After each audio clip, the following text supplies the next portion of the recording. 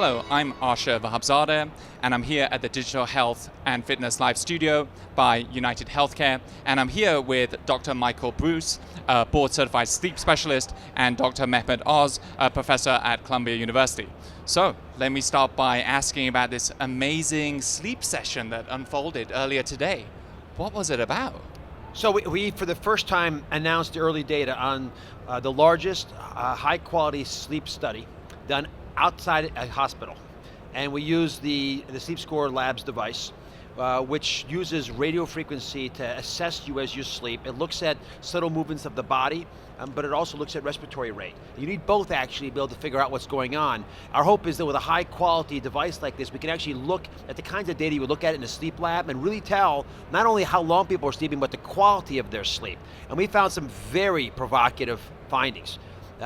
Since it's political season these days, I'll mention the fact that the coast did not sleep well during the election, but unfortunately that persisted. I thought it would go away, but it persisted for a month before they began to sleep normally again, whereas the middle parts of the country, the so-called red states, and we didn't break it down on purpose, so we don't know who Democrats and Republicans were, but just geographically, they seemed to return back to normal. They didn't have as much stress.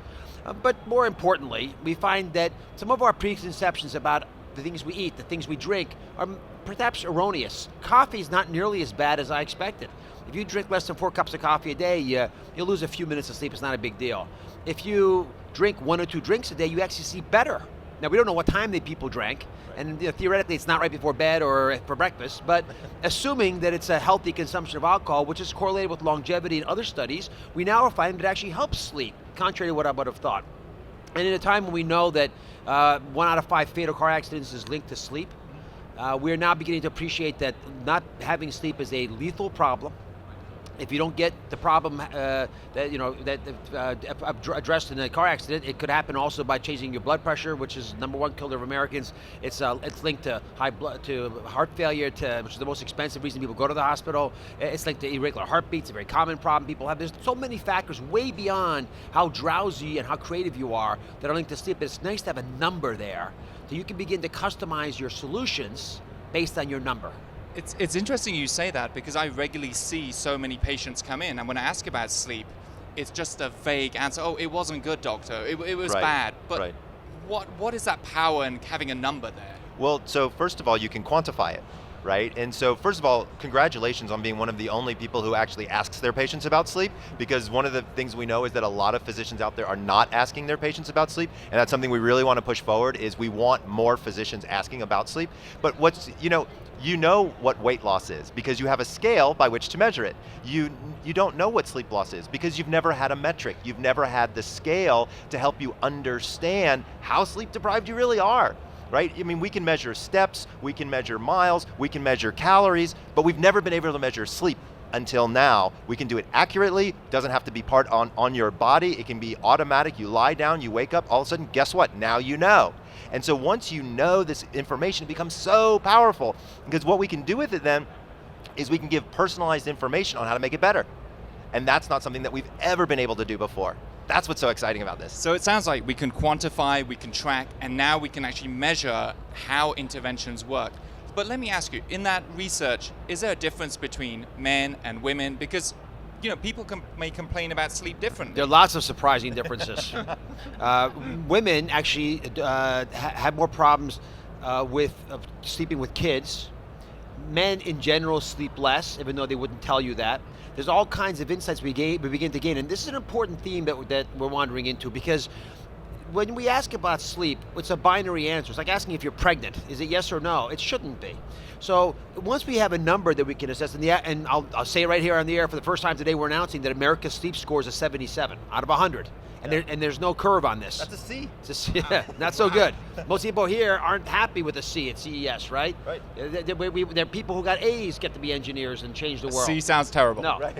And if you search, just do it right now. Go in your Google browser, right? Whatever browser you use, and search "Why am I?" It'll complete "so tired." So exhausted, so sleepy. So it's clearly a major problem that we wandered into. But imagine this future. You're deciding how to sleep better. You know you're not getting what you need because you're one of the average Americans who's not getting what they need. You try a mattress. Turns out the quality of your mattress makes about a 20-minute difference, but we don't know which mattress is best for you. The size of the mattress matters. what kinds of beverages you have, when to eat your meal, how much stress is in your voice, subtleties about which sleeping pills. 50% of the people in our study take at least 2 sleeping pills in the near past. So people are experimenting, they don't have one answer. So we can start to say, this over-the-counter product works really well, this prescription doesn't work so well for you, melatonin might be great. Now you're more educated, you can actually be an adult and make wise decisions. So should people start thinking about the different states and their sleep scores before they move into a city or a town? What about noise and pollution and things like that? Can you quantify different things like school districts and housing and to really think more broadly about what the implications are for our life, our environment? I would argue yes. I would say that you could actually look at sleep scores in different neighborhoods, in different cities versus urban versus rural areas. I mean, there's a lot of interesting data that could be compiled.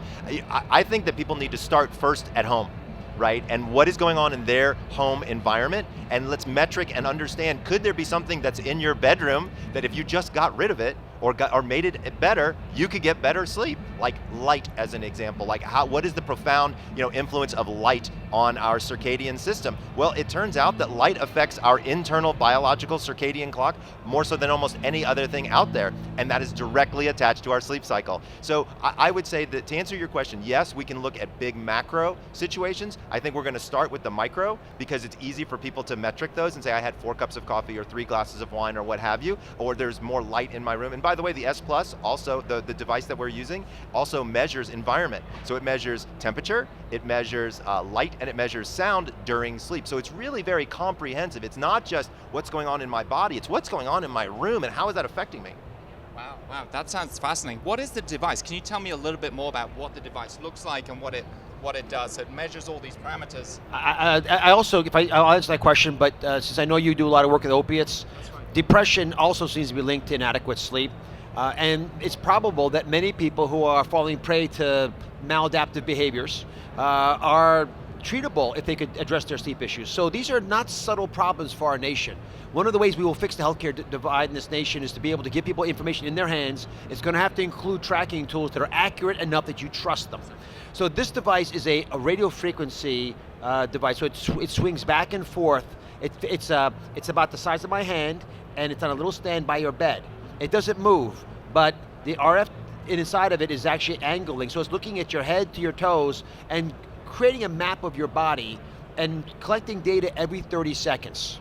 So it's 4 billion bits of data we've analyzed already from the people, the million plus people who've been, nice a million plus, a million person study. That's amazing. That's the goal. It's the American Sleep Study is a 1 million person study.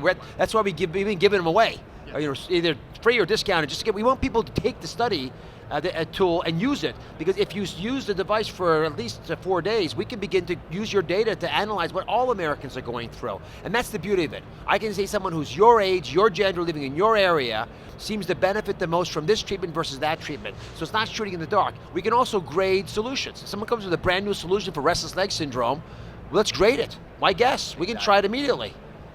And we can do everything from consumer goods to formal medical treatments. You're talking about opioids. We can look at, if you put somebody on opioids, is their sleep actually better or not? Because we know that sleep is healing, right? When the body sleeps, the body heals. And so there can't be a better time or place to be looking at this than right now, because we've got so many different influences on the body in so many different ways. One last point about the tracking. So in addition to watching how the body moves, do you have sleep apnea, you have restless leg, you want to look at respiratory rates, because putting those two together gives you the most high quality feedback you'll be able to give anybody about what's really happening inside their body when they try to sleep. We collect temperature and light and noise. Those are valuable. Those are easier to collect. The hard part are the algorithms that take that RF scan and begin to reduce it to practice. That's why it's important that we have high quality tools. And I want more tools like this coming on the market so that people don't think that an accelerometer is a good example. It's a great tool if you're running a marathon. But that's not how I want to measure my sleep. Exactly. So I want us to emphasize the high quality results. Otherwise we pervert the whole process and people don't trust the data anymore. Right. There's a big difference between measuring your sleep with an app with your phone that's lying there waiting to move versus a device like this. I mean, this can measure chest compression to the millimeter. That's very impressive. It is. It's amazing. So if people are worried about elderly relatives as well, we know there's a lot of sleep disturbance issues, and we have an aging population now. And oh yes, this sounds like potential applications there are quite huge as well. Well, I mean, just looking at the aging population, we know that as people age, their sleep tends to get a little bit worse.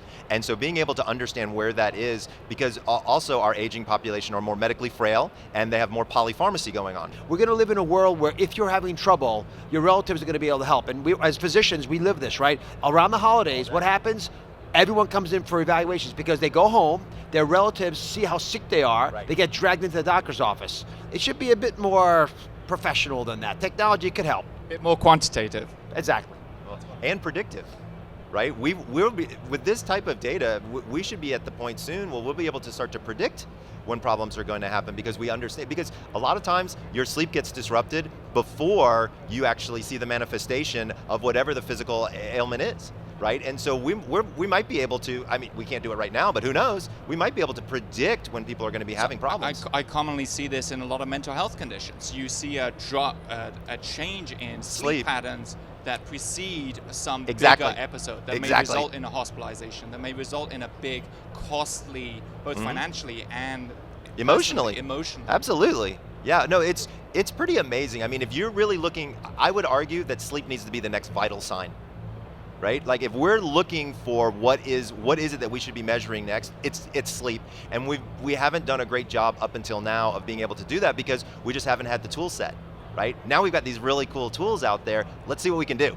That's wonderful. That's wonderful. If you had a take home today, quantitative, have the tool set, what else would you tell people to take home from this session?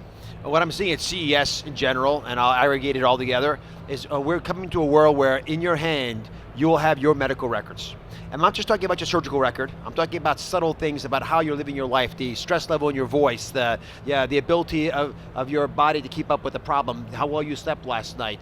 And you put that all together, and it's information gathered effortlessly while you live your life. We're not asking you to answer quiz questions. That medical record in your hand will trump any other medical record that any hospital may have or insurance company may have, and it's more secure, it's safer, and you'll own it and control it.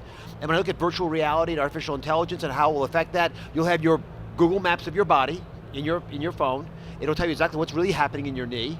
You'll have an artificial intelligence device saying, you know what, when you eat the pastrami sandwiches, you gain weight and don't sleep so well. Not that you needed to tell you that, but it'll remind you. But it'll tell you the information you need to hear when you're ready to hear it in a way that would work with you. And the advice is actionable for you personally, not for people like you, but you personally. And the CES experience is making that more and more evident to me. I thought it was a dream and it wasn't going to happen in the near future. It's happening this year. I would say, to add on to that, I think we're going to see more focus on the connected home.